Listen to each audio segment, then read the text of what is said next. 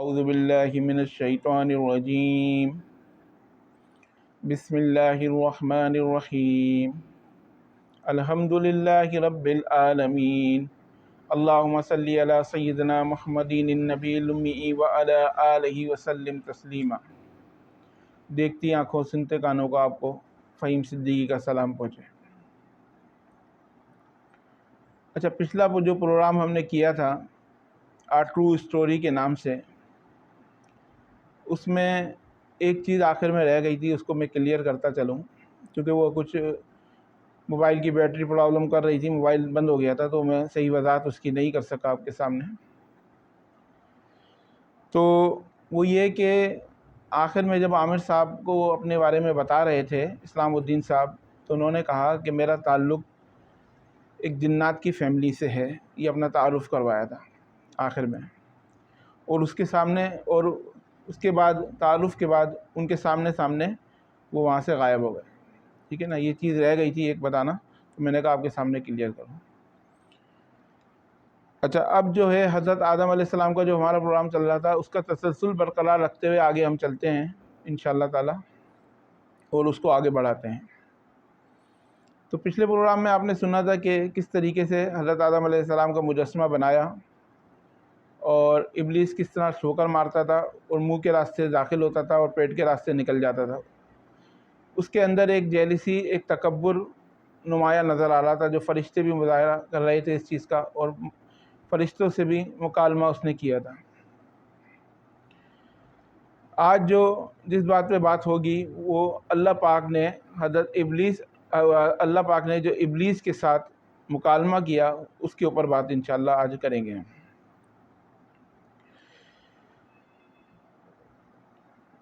اور جب حضرت آدم علیہ السلام نے ابلیس کو پیدا کیا اور اس کے بعد اس کے اندر اپنی روح پھونک دی، پھر فرشتوں کو حکم دیا سجدہ کرنے کے، تو تمام فرشتوں نے سجدہ کیا سوائے ابلیس کے۔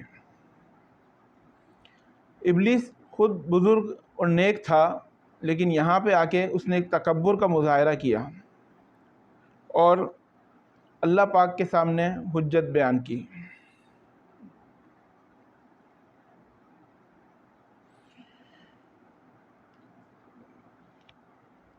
حضرت آدم علیہ السلام کو پیدا کرنے کے بعد اور اس میں روح پھونکنے کے بعد ان کے مجسمے میں سجدے کا حکم دیا فرشتوں کو، جس پہ سارے فرشتے سجدے میں گر گئے۔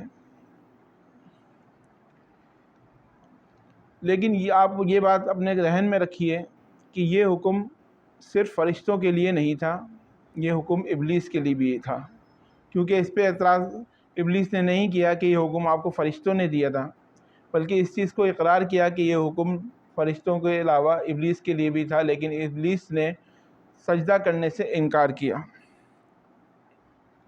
اور وہ بھی اس حکم میں شامل تھا، کیونکہ اللہ کے اس فرمان سے یہ چیز واضح ہوتی ہے کہ اللہ پاک فرماتے ہیں کہ یقیناً ہم نے تم کو پیدا کیا اور ہم ہی نے تمہاری صورت بنائی۔ پھر ہم نے فرشتوں سے کہا آدم علیہ السلام کو سجدہ کریں، تو سوائے ابلیس کے سبھی نے سجدہ کیا، وہ سجدہ کرنے والوں میں شامل نہیں ہوا۔ تو اللہ تعالیٰ نے پھر ابلیس سے فرمایا کہ تجھے کس چیز نے سجدے سے روک دیا؟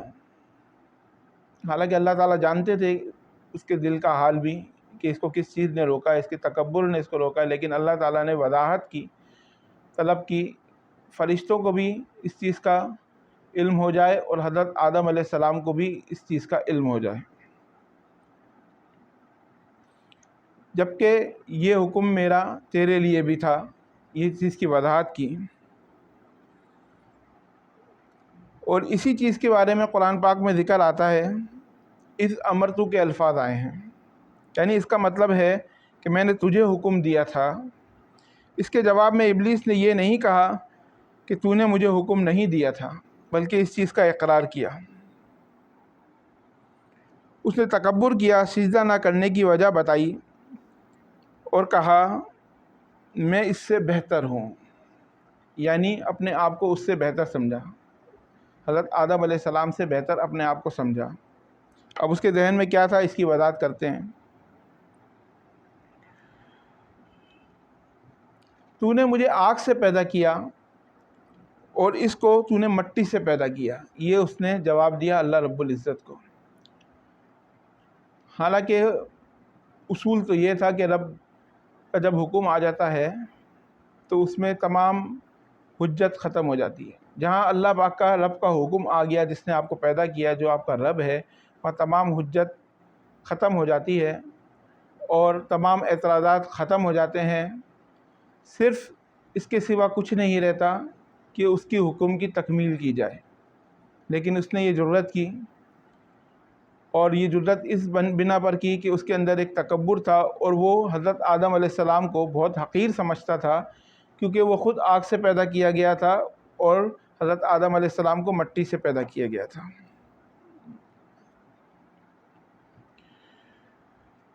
آگ اوپر کی طرف جاتی ہے اور مٹی زمین کی تہہ پہ ہوتی ہے. تو یہ چیز اس کے اندر پیدا ہو گئی جنات کی حیثیت سے، کیونکہ جنات کے اندر اسی چیز کا تکبر پایا جاتا ہے ابلیس کی اولادوں میں، سوائے ان جنات کے جو کہ ایمان لائے اور جو اللہ کے راستے پر چلتے ہیں، جنہوں نے نیک کام کیے. پھر اللہ نے اس کو حکم دیا کہ تو نیچے اتر جا. اس سے ظاہر ہوتا ہے کہ ابلیس کا ایک مقام تھا، جہاں یہ گفتگو ابلیس کے ساتھ ہو رہی تھی، مکالمہ ہو رہا تھا، تو یقیناً وہ بہت اونچا مقام تھا جہاں تک وہ پہنچ گیا تھا فرشتوں کی صفوں میں. یعنی اس جنت سے اتر جا، یعنی کوئی ایسا باغ، جنت کہتے ہیں باغ کو، ٹھیک ہے نا، کوئی ایسی جگہ تھی، یا تو وہ جنت تھی جس میں اللہ تعالیٰ کو ہمیں داخل کرنا ہے، انسانیت کو، یا کوئی ایسی جگہ تھی کہ جو باغ نما ہوتی ہے، جہاں پہ پھول پودے یا چیزیں لگی ہوتی ہیں، اس کو جنت کہا جاتا ہے.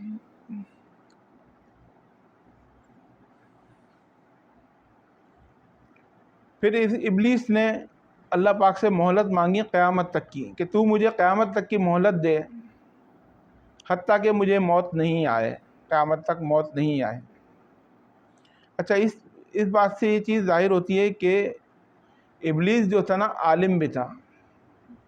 وہ اس چیز کو جانتا تھا کہ میں اللہ سے مہلت لوں گا تو اللہ تعالیٰ مجھے مہلت دے گا، یعنی اس چیز کا علم رکھتا تھا.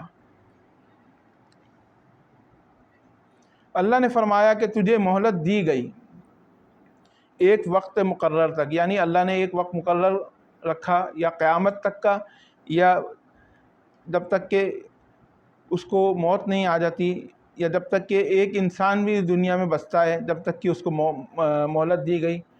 اب اس کا اندازہ ہم نہیں کر سکتے کہ وہ مہلت کتنی ہے، صرف یہ بیان کیا گیا ایک مقررہ مدت تک. وہ مقررہ مدت کتنی ہے اس کا ہمیں اندازہ نہیں ہے. ابھی آگے چلتے ہیں. جب وہ مطمئن ہو گیا کہ اللہ رب العزت نے اسے مہلت دے دی، ٹھیک ہے نا، اب اس کو موت نہیں آئے گی، اب اس کو سزا نہیں ملے گی جب تک کہ قیامت نہیں آ جاتی، جب تک کہ ایک بھی انسان اس دنیا میں زندہ نہ ہو. تو اس نے اللہ رب العزت سے فرمایا کہ تو نے مجھے گمراہ کیا، اس وجہ سے میں قسم کھاتا ہوں ان کی گمراہی کے لیے کہ ان کے سیدھے راستے پر بیٹھ جاؤں گا.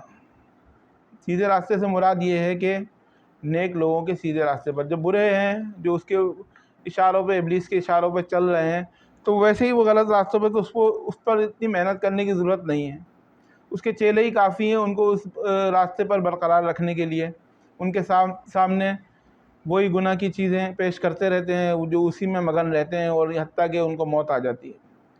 جو اللہ کے نیک بندے ہیں، صالح بندے ہیں، جو سیدھے راستے پر چل رہے ہیں، تو اس نے فرمایا، ابلیس نے کہا کہ میں ان کے سیدھے راستے پر گھاٹ لگا کے بیٹھوں گا، سیدھے راستے پر ان کے بیٹھوں گا، یعنی ان کو روکوں گا سیدھے راستے سے چلنے سے. یہ کھلم کھلا انسان سے دشمنی کا اعلان کیا اس نے وہاں پر. پھر ان کو بہکاؤں گا ان کے آگے سے، ان کے پیچھے سے، ان کے دائیں سے، ان کے بائیں سے. یہ 4 راستے اس نے بتا دیے. اور آپ ان میں سے اکثر لوگوں کو شکر گزار نہیں پائیں گے. یہ ابلیس نے دعویٰ کیا، اور کسی حد تک اس دعوے میں آپ دیکھتے ہی ہیں عموماً اللہ پاک کی کتنی لوگوں پہ مہربانیاں، ہم سب پہ مہربانیاں ہیں، تو ہم کتنا شکر اس کا ادا کرتے ہیں اور کتنا شکر ادا نہیں کرتے۔ جب انسان کو کوئی مشکل پہنچتی ہے تو اللہ کی طرف بڑا راغب ہو جاتا ہے، اس چیز کا اللہ نے ذکر بھی فرمایا ہے، اور جب اس کو راحت پہنچتی ہے تو وہ اللہ کے راستے سے پیچھے ہٹنا شروع ہو جاتا ہے، شیطان کے راستے پر چلنا شروع ہو جاتا ہے۔ یہ ناشکری کی ایک کیفیت ہے، اللہ ہم سب کی اس سے حفاظت فرمائے۔ اچھا، ایک چیز کی اور وضاحت کرتا چلوں، ابلیس نے 4 راستے بتائے، آگے سے، پیچھے سے، دائیں سے، بائیں سے، ان 4 جگہ سے میں ان کی گھاٹ میں بیٹھوں گا اور ان کو بہکاتا رہوں گا۔ اوپر کا راستہ اور نیچے کا راستے کے الفاظ اس نے نہیں دہرائے۔ اوپر اللہ کی رحمت، فرشتے، ٹھیک ہے، اور نیچے زمین، اور زمین کی حالت ہوتی ہے، اور جب اس پہ نظریں ہوتی ہیں تو انسان کا تکبر جو ہوتا ہے نا وہ ختم ہو جاتا ہے۔ اسی لیے حکم دیا کہ اپنی نیک مردوں اور نیک عورتوں سے کہو کہ اپنی نظریں نیچے رکھیں۔ اس میں بڑی حکمت ہے، اس میں حکمت یہ ہے کہ جب انسان اپنی نظریں نیچے رکھتا ہے نا تو بہت سے گناہوں سے بچ جاتا ہے، اور شیطان کبھی نیچے سے حملہ نہیں کرتا، کیونکہ اس نے کہا ہے کہ آگے، پیچھے، دائیں، بائیں، ان 4 راستوں سے میں حملہ کروں گا۔ نیچے نظریں ہوں گی، آپ بہت سی چیزوں سے بچ جائیں گے، اللہ تعالیٰ آپ کو بہت سی چیزوں سے بچا لے گا، کیونکہ وہاں سے شیطان حملہ نہیں کرتا۔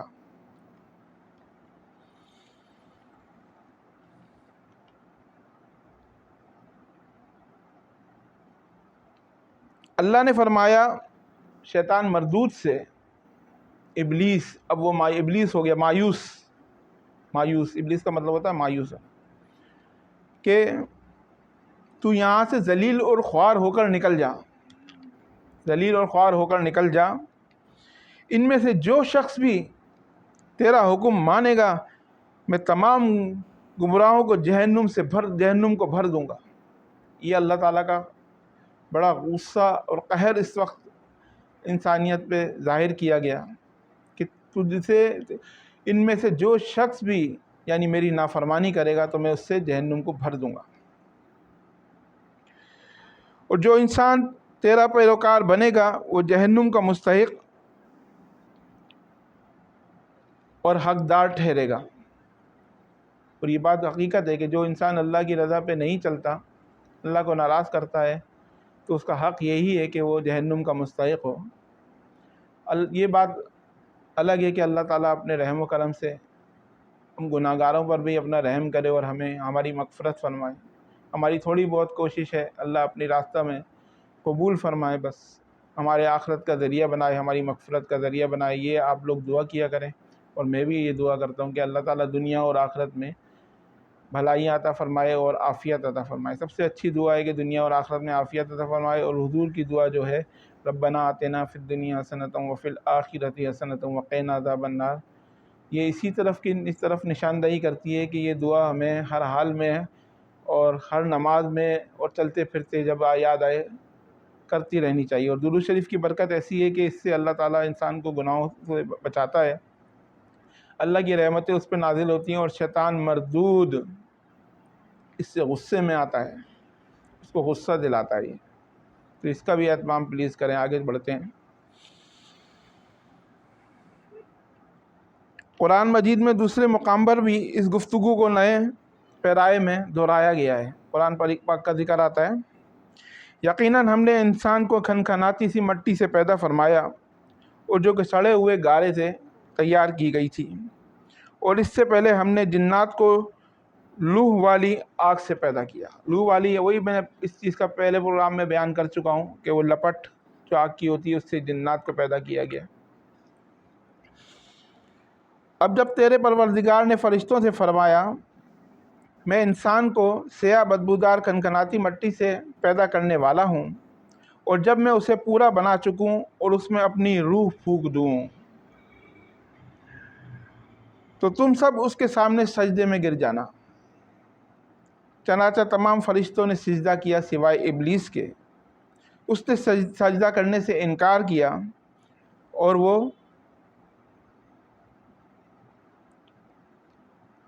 دھتکاروں میں شامل ہو گیا، یعنی دھتکار پھٹکار والوں میں شامل ہو گیا۔ اللہ نے فرمایا اے ابلیس تجھے کیا ہوا، تو سجدہ کرنے والوں میں شامل نہ ہوا؟ بولا میں ایسے انسان کو سجدہ نہیں کر سکتا، تو نے سیاہ بدبودار کھنکھناتی مٹی سے اسے پیدا کیا ہے۔ یہ تکبر کی بو اس کے اندر سے آ رہی تھی۔ اللہ پاک نے فرمایا اب تو بحشت سے نکل جا، کیونکہ تو مردود ہے اور تجھ پر قیامت کے دن تک میری پھٹکار ہے۔ یہ بہت سخت بات اللہ پاک نے اللہ کے حکم کا انکار کرنے پر اس سے کہی۔ کہنے لگا اے میرے رب مجھے اس دن تک مہلت دے جس دن تو لوگوں کو دوبارہ زندہ کیے جائے گا۔ اللہ نے فرمایا اس مقرر دن تک تجھے مہلت دی گئی۔ کہنے لگا اے میرے رب کیونکہ تو نے مجھے گمراہ کیا ہے، مجھے بھی قسم ہے کہ میں انسان کے لیے زمین میں گناہوں کو خوشنما بنا دوں گا۔ جیسے آج کل آپ لوگ دیکھتے ہیں، یہ میں وہ الفاظ دہرا رہا ہوں جو قرآن پاک کے اندر دہرائے گئے ہیں، اور ان سے بہکا دوں گا سوائے ان کے جو تیرے منتخب اور مخلص بندے ہوں گے وہ میرے بہکاوے میں نہیں آئیں گے۔ یہ مکالمہ یہاں تک شیطان کا آپ کے سامنے بیان ہو چکا ہے۔